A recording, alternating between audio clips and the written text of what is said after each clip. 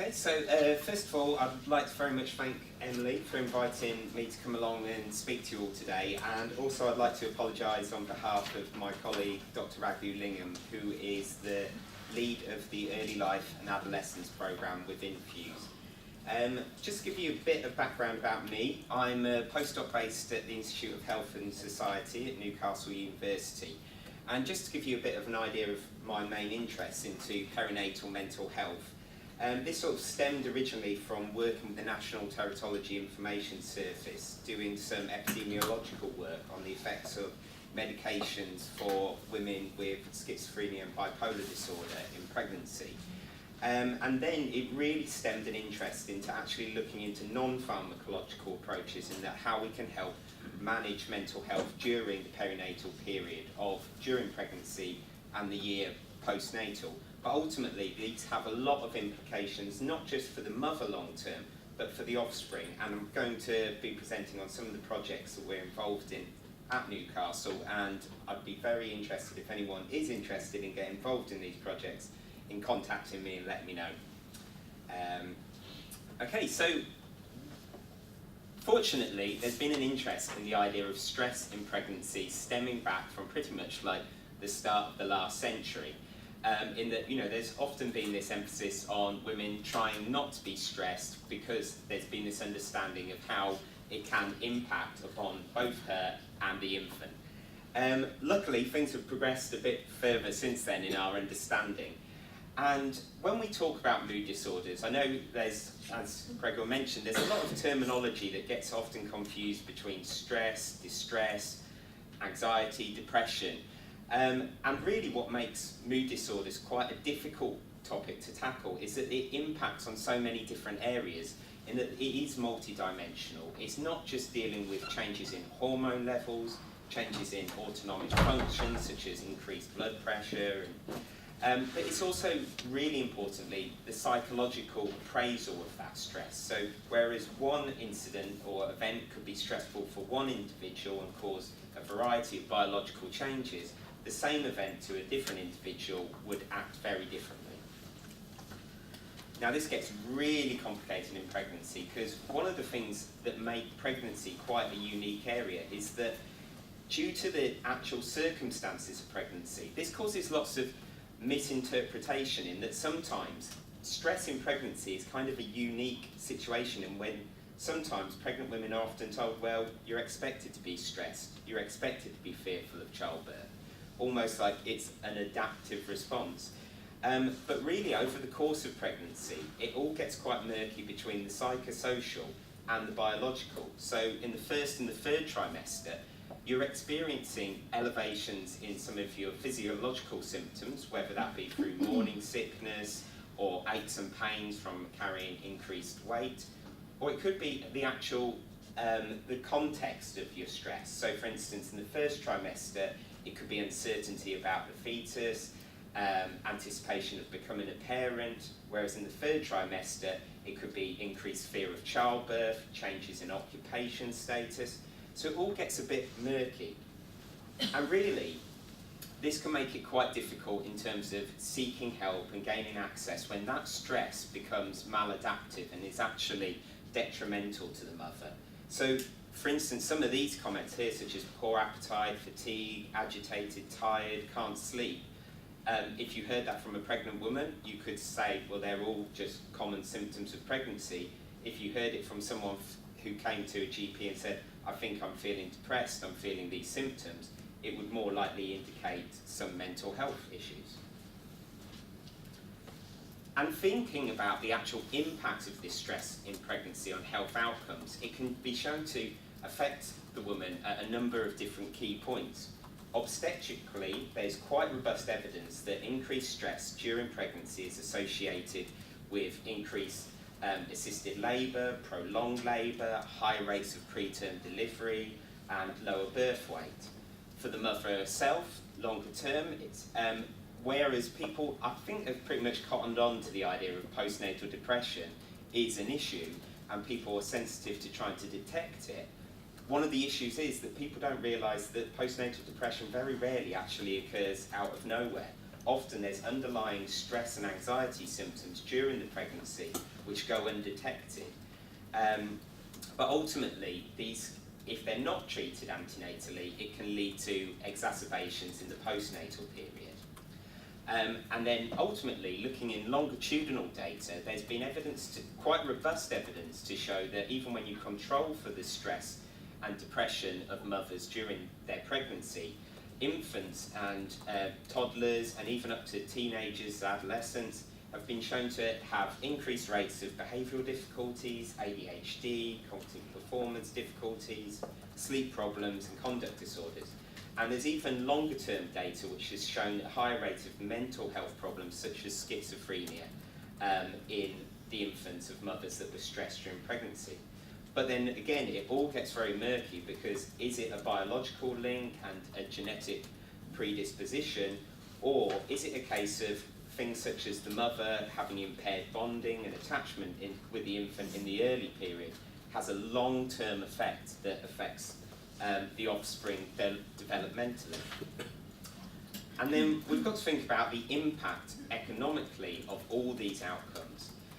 With 1 in 5 pregnant women experiencing anxiety or depressive symptoms, this has recently been shown in a report by the London School of Economics to cost the NHS approximately 1.2 billion each year. So it is a problem.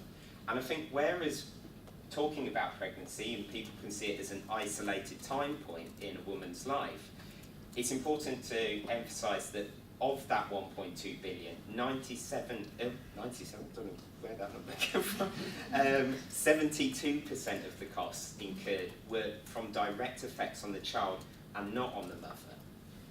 Just to break it down a bit more, some of these statistics, it's not, to show that it affects the public health sectors, productivity losses. This is for depression and anxiety, which are sort of proxy measures of stress. And as can be shown for just each individual case, this has high economic impact. Breaking that down further to look at the wider scope problem of the impact on the child, the report showed that when you break it down into the associations with greater rates of preterm birth, infant death, emotional problems, this has also very high total impacts. So I think this really emphasises why we need to intervene early, in that we really need to understand what the determinants of poor health in children and young people, because ultimately this can affect the next generation. We need to be developing scalable intervention packages, evaluating these packages, and learning how to actually integrate them into practice. It's very well us coming up with interventions, but we really need to work out how to implement them. So I'm now going to talk about some of the programs that we've got ongoing at Newcastle at the moment over the past couple of months, and how this affects both the mothers and also the young people. So one project we've recently just begun is looking into maternal mental health in North Yorkshire. And the idea of this is really to look at some of the inequalities of women in rural areas, which surprisingly there's been very little research done into this. In some ways, these women may benefit from things such as increased continuity of care, so they're more likely to see the same midwife on every appointment. But there are problems about geographically equivalent distributions of specialist services. When women need to be referred, if the next clinical psychologist is, outside of their ability to commute, then they're never going to access that service.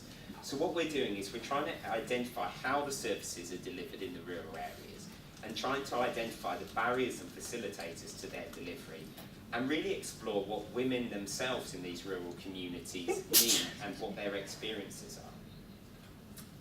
are. A recent project which we're reaching completion is looking at brief interventions for parental health.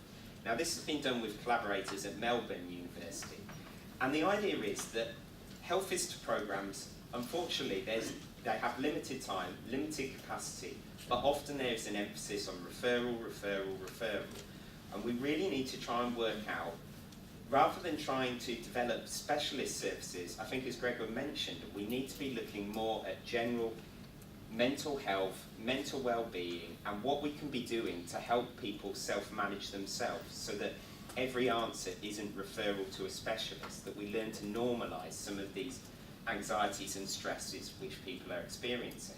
So we were trying to identify brief interventions that can be adapted into the Health Visitor programme. And so this was focusing on 6 outcomes related to the Healthy Child programme.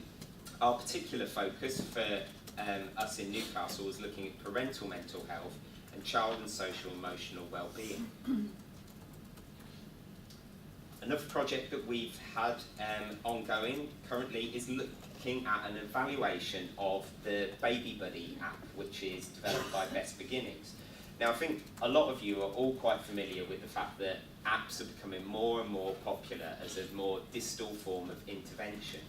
They can be great, they can access, be used to access populations which aren't easily accessible. But I think more process evaluation, more implementation science really needs to look into how we integrate these apps so they don't become a proxy measure for health interventions. We need to know what people engage with, what they don't. And a project that we've had funded by the Institute for Local Governance is looking at preventative mental health interventions for young people. So whereas I've talked mainly about mothers, we're also looking at how we can prevent the onset of mental health problems, because recently it's been shown that approximately 50% of all those with adult mental health disorders develop the onset of their mental health problems occurs around 14 years of age. So rather than treating them when they're already in care pathways, we need to look at how we can prevent them on both a universal and a targeted, indicated level.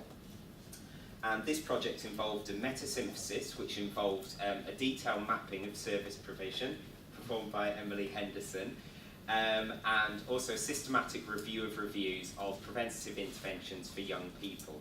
And we're currently extending the project to conduct interviews and focus groups with young people and service providers to look at some of the barriers and facilitators.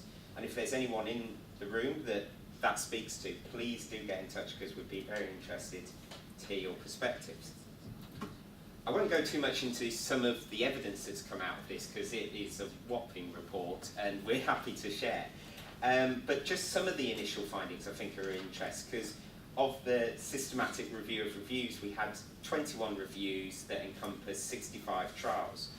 Now, universal interventions are those that can be rolled out across the population with the idea that they can provide preventative intervention. Now, what we actually found was that the universal interventions, there was very little information to suggest they are effective on a population level to young people in looking at depression, anxiety, but on the flip side, also mental health promotion. Whereas what we actually found, that a lot of these studies, when they actually did sub-analyses looking at those that were already experiencing elevated mental health symptoms, they actually did benefit from these universal interventions. And similarly, the indicated interventions, so those targeted at those that were experiencing elevated symptoms, were also shown to show benefits for depression and anxiety. So I think really the take-home message of this is that we've really got to actually think about, not just rolling out population-wide approaches which are going to be costly. We need to think about how we can roll those out in a brief format that allows us to access those that are experiencing elevated symptoms. And hopefully this can build up a culture which reduces stigma for these young people. Just conscious of time, so I'll just wrap up.